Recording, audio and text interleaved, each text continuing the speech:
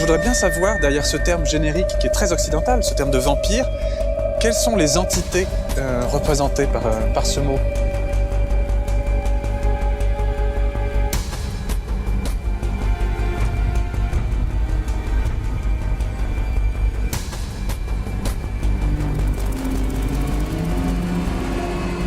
Le mot vampire n'existe pas dans le vocabulaire roumain. On appelle les morts vivants les suceurs de sang par un terme autochtone qu'on nomme strigoi.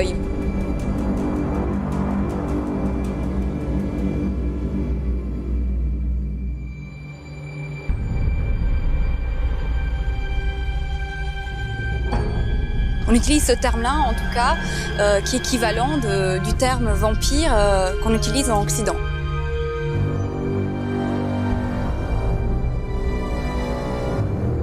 Les strigoi peuvent être aussi des êtres vivants. C'est pas comme dans la culture occidentale, oui, où on doit mourir et se réveiller et sortir de notre tombe. Il y a aussi les strigoi vivants qui sortent de leur corps telle une tombe et effrayent les gens, effrayent la famille, les proches. Et ils se comportent de la même manière que les strigoi, les vampires de l'Occident. D'accord. Sauf qu'ils quittent leur corps la nuit plutôt. Pas le jour, mais c'est la nuit.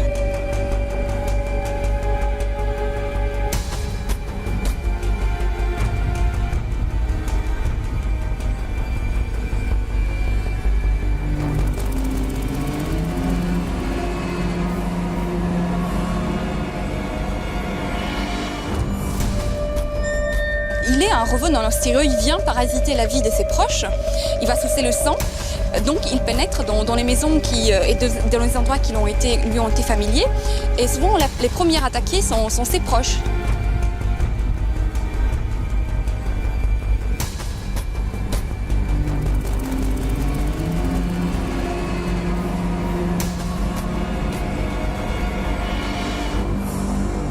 Il y a d'autres procédés pour s'en prémunir? Il y a de l'eau bénite, j'imagine? L'eau bénite, il y a aussi, on fait appel au prêtre.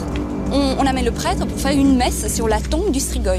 C'est une des premières choses qu'on fait dans ces cas.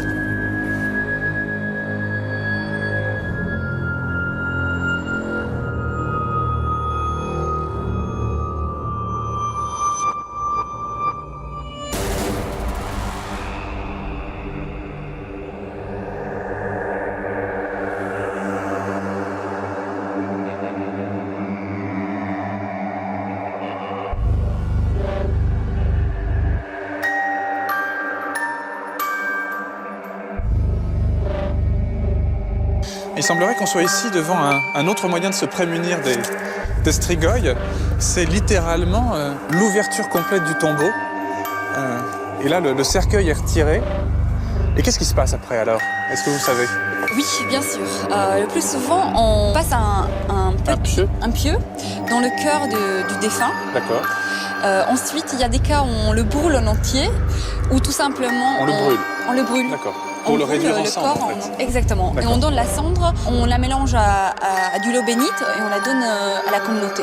Et la communauté doit consommer cette eau remplie de cendre.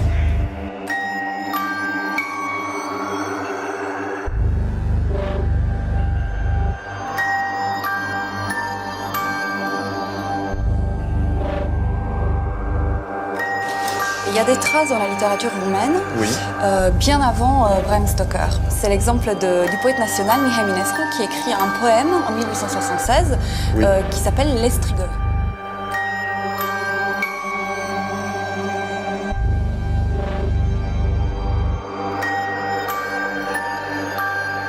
L'histoire d'amour entre un roi avare oui, qui était amoureux d'une princesse danubienne, mais malheureusement, cette princesse elle est fauchée par la mort, elle meurt subitement. Et fou d'amour, il désire la ressusciter à tout prix.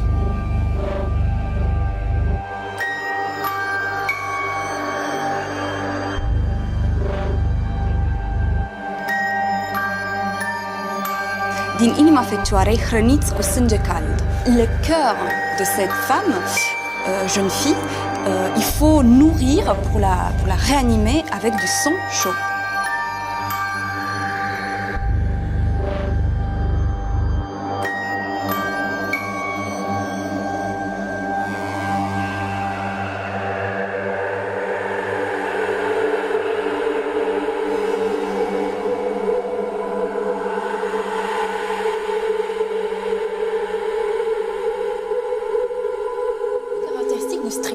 telle qu'elle est connue dans l'Europe occidentale.